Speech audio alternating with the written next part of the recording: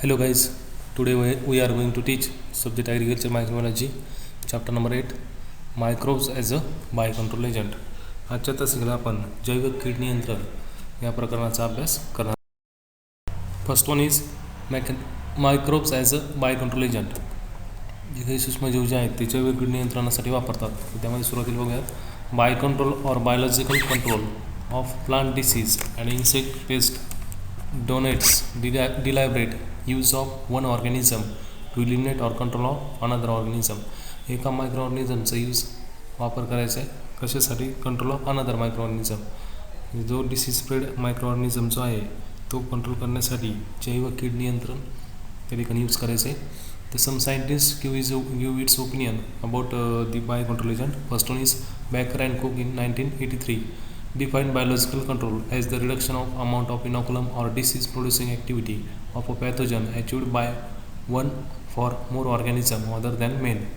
म्हणजे यांनी असं सांगितलं की जे मायक्रो ऑर्गॅनिझम जो आहे जो काही डिसीज स्प्रेड करतोय तो कंट्रोल करण्यासाठी जो जैव कीड नियंत्रण म्हणजे तो एक प्रकारचा सूक्ष्मजीवच आहे, मायक्रो ऑर्गॅनिझमच आहे, त्याचा यूज करायचा आहे. Then second scientist Dehon in 1983 it is a second one is Devon in 1983. It is the practices in which undesirable effect of an organism are reduced through the agency of another organism. म्हणजे एका ऑर्गॅनिझममुळे जो काही effect त्या ठिकाणी पिकांवरती दिसून येतो आहे तोच कंट्रोल करण्यासाठी बायो कंट्रोल एजंट त्या ठिकाणी यूज करायचा आहे. Then third scientist is cook in 1989. The use of natural organism gene product to reduce the effect of disease causal organism. जो काही डिसीज कॉजिंग ऑर्गॅनिझम जो आहे तो कंट्रोल करण्यासाठी एक प्रकारचा नॅचरल ऑर्गॅनिझम त्या ठिकाणी यूज करायचा आहे. म्हणजे जीन जणू की वापरायचं आहे नैसर्गिकरित्या, म्हणजे त्याचा कुठलाही प्रकारचे साईड इफेक्ट नसला पाहिजे. त्यानंतर जर बघितलं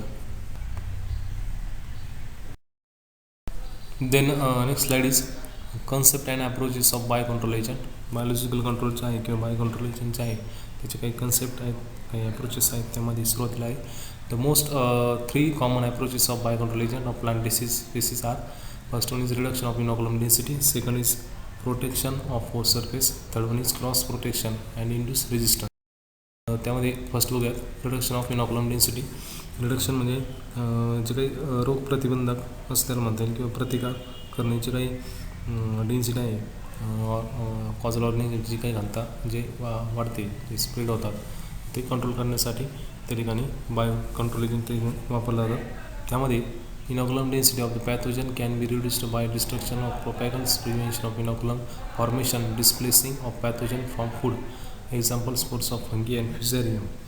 त्यामध्ये जे काही प्रोपॅगल्स म्हणजे अभिवृद्धी, प्रिव्हेन्शन म्हणलं तर रोखणे, आणि पॅथोजन जे आहेत रोगकारक सूक्ष्मजीव जे आहेत ते त्यांचं कार्य काय असतं की रोग पसरण्याचं ते त्या ठिकाणी कार्य करतात. Second is protection of host surface. जो काही होस्ट सरफेस जो आहे प्लांटचा त्याला प्रोटेक्शन करण्याचं कार्य मायक्रो ऑर्गॅनिझम करतात. This can be achieved by inhibition of pathogens on host surface through resistance antagonist, application of organic soil abundance, protective covering of seedling, rhizome, tubers, fruit, etc. Example biocontrol of crown gall disease by the saprophyte agrobacterium, radiobacter, seedling treatments with antagonist trichoderma species Bacillus subtilis. त्यामध्ये काय सांगितलं आहे की जो काही host आहे, host म्हणजे यजमान, तर तो होस्ट जो आहे त्याला प्रोटेक्शन ऑफ होस्ट सरफेस म्हणजे जो काही प्लांट जो आहे प्लांटचा सरफेस जो आहे तो प्रामुख्याने जो काही डिसीज कॉजिंग ऑर्गॅनिझम आहे त्यांच्यापासून तो वाचवायचा आहे. त्यासाठी काय करायचं आहे ॲप्लिकेशन ऑफ सॉईल अमेंडंट्स म्हणजे एक प्रकारचं प्रोटेक्शन द्यायचं आहे. जो काही होस्ट सरफेस जो आहे जो काही बायो कंट्रोल एजंट आपण यूज करतो आहे त्याला एक प्रकारचं प्रोटेक्शन द्यायचं जेणेकरून काय जे काही प्लांट पॅथोजेनिक ऑर्गॅनिझम जो आहे जो रोग पसरणारा सूक्ष्मजीव आहे त्याचं कंट्रोलिंग करता येईल. आता यामध्ये सॉईल अमेंडंट्स वेगवेगळ्या प्रकारचे वापरायचे आहेत. त्यानंतर रेजिस्टन्स व्हरायटीज वापरायचे आहेत. त्यानंतर सिडलिंग इनॉक्युलेशन करायचं आहे किंवा रायझोमियम ट्यूबर हे जे काही प्रोपेगेशनसाठी आपण वापरतो आहे त्याला एक प्रकारचं प्रोटेक्टिव्ह करायचं आहे. त्यासाठी बायो फर्टिलायझरचा जास्त यूज करायचा आहे जेणेकरून डिसीज कॉजिंग ऑर्गॅनिझम जो आहे तो कंट्रोलमध्ये राहील. Is Cross protection and induced resistance. It is the protection of host plant by mild strain of a virus from through its virulent strain. McKinney in the 1929 first reported the phenomenon of cross protection in tomato against TME. People give its abbreviation of TME, tomato mosaic virus, असं त्याचं फुल form आहे. Cucumber against mosaic virus etc. PGPR, plant growth promoting rhizobacteria. हे सुद्धा विचारलं जाईल. Give the abbreviation of PGPR, plant growth promoting rhizobacteria. मध्ये full फॉर्मला असं क्वेश्चन राहील. Specially pseudomonas are also known to induce resistance against foliar diseases. आता यामध्ये क्रॉस प्रोटेक्शन आणि इंड्यूस रेजिस्टन्स म्हणजे एक प्रकारचं प्रतिकार, इंड्यूस रेजिस्टन्स म्हणजे प्रतिकार करण्यासाठी बाय कंट्रोल एजंटचा म्हणजे बाय कंट्रोल एजंट जे असतील ते प्रतिकार करतील कशाला तर डिसीज कॉजिंग ऑर्गॅनिझमसाठी. त्यानंतर जर बघितलं तर mechanism of bio control agent याची मेकॅनिझम बघूयात. First one is competitions micro organism complete for space oxygen mineral and organic nutrients required to proliferate and survive in their natural habitat.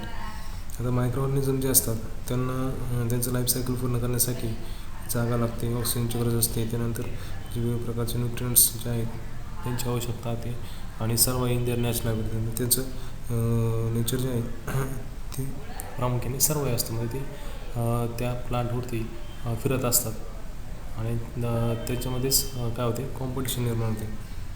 Then antagonism, antivirus is an antagonism mediated by a specific or non-specific metabolites of microbial origin by lactic agents, enzymes, volatile compounds or other toxic substance. Antiviruses play an important role in biological control.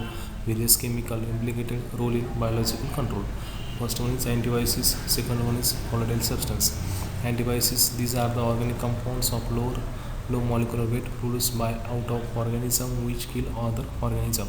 आता यामध्ये अँटीबायोसिस म्हणजे प्रतिजैविकांचा use करायचा आहे. तो कशासाठी केला जातो प्रतिजैविकांचा use की जो काही डिसीज कॉजिंग ऑर्गॅनिझम जो आहे तो किल करण्यासाठी ते प्रतिजैविक वापरले जातात. एक्झाम्पल ॲक्टिनोमायसिटीसमध्ये स्पीसीज आहे ट्रिप्टोमायसिस आणि फंगीमध्ये आहे trichoderma. Then second one is volatile substance, अस्थिर पदार्थ याला असं म्हणतात, अस्थिर पदार्थ असं म्हटलं तर त्याच्यामध्ये पाहिलं तर ammonia, ethanol etcetera produce by antagonist organism cause antagonist of may soil borne plant pathogens. Example trichoderma हॅझारियम इनहिबिट पायथियम इटिमियम. आता यामध्ये अँटागोनिस्ट जो टर्म आहे ना, अँटागोनिस्ट ऑर्गॅनिझम म्हणजे जो काही डिसीज कॉजिंग ऑर्गॅनिझम जो आहे तर ट्रायकोडर्मा एक प्रकारची बुरशी आहे. ती काय करते जे सॉइल बॉर्न डिसीज जे आहे पॅथोजन जे आहे त्यांच्यावर ती जगते म्हणजे दुसऱ्या बुरशीवरती त्या ठिकाणी जगत असते आणि जेणेकरून काय करते डिसीज कॉजिंग ऑर्गॅनिझम कंट्रोलमध्ये ठेवण्याचं कार्य करते. C hyperparasitism are also called as mycoparasitism. Spidz is the phenomena. Then the hypoparasitism is the phenomena in which a parasite is parasitic on another parasite, or it is the phenomena of a parasite itself having parasite. It is the phenomena in which one fungus parasite on another fungus. आता हायपोपॅरासिटिझममध्ये काय आहे fungus आहे एक प्रकारची बुरशी आहे आणि ती मुळात काय परजीवी बुरशी आणि ती दुसऱ्या बुरशीवर जगते म्हणजे पॅरासाईट जो आहे तो अनदर पॅरासाईटवर जगतो त्यालाच हायपर पॅरासिटिझम असं म्हटलं जातं. Then parasitism and predation are commonly referred as exploitation, यालाच एक्सप्लॉयटेशन असं सुद्धा म्हणतात. आणि it is an ecological relationship in which one organism inflicts harm on another for one benefit. जो काही पॅरासिटिझम जो आहे परजीवी आणि प्रिडेशन जो आहे त्याच्यामध्ये प्रेडेटर पाहिलं तर प्रेडेटरला परभक्षी असं म्हणतात. म्हणजे एक्झाम्पल सांगतो तुम्हाला त्याच्यामध्ये फंगस जो आहे एखादा फंगस आहे ट्रायकोडर्मा हॅझारियम, ट्रायकोडर्मा स्पीसीज आहे किंवा ट्रायकोडर्मा व्हिरिडी हा एक प्रकारचा फंगस आहे. तो काय करतो आहे प्लांटच्या खोळापाशी तो आपण बुरशी टाकून द्यायची वातावरणाची, आणि ती बुरशी जी आहे ना ती सॉईल बॉर्न डिसीज जे आहे मातीमधून पसरणारे रोग त्या रोगाला नियंत्रित करते. देन लास्ट वन इज डीमध्ये काही प्रकार आहेत. Parasitism, several genera of fungi, parasite, insect, pest and nematodes which are commonly referred as entomopathogen fungi and exploited for biocontrol of insect pest. आता entomopathogen fungi जे आहे EPF असं विचारलं जाईल. Give the full form of EPF, entomopathogen fungi. आता entomopathogen फंगीचे example काय, commonly referred as, म्हणजे त्याच्यामध्ये काय येतं, इन्सेक्ट येतात, पेस्ट येतात, नेमॅटोड्स येतात. Then second one is predation. Predaceous fungi of the family Moniliaceae feeds almost exclusive on free-living nematodes. These fungi are characterized by the formation of specialized trapping structure on the mycelium. आता हे जे fungus जो आहे तो मायसिलियममध्ये तरी जास्त प्रमाणात use केला जातो, आणि ज्याच्यामध्ये प्रिडेशन जे आहे म्हणजे परजीवी असं त्याला म्हटलं जातं. त्यामुळे प्रिडेशनला परभक्षक असं म्हणतात आणि पॅरासिटिझमला परजीवी असं म्हणतात. मग परजीवी वेगळा आणि भक्षक प्रिडेशन भक्षक वेगळा. Thanks for today's watching video. Thank you very much.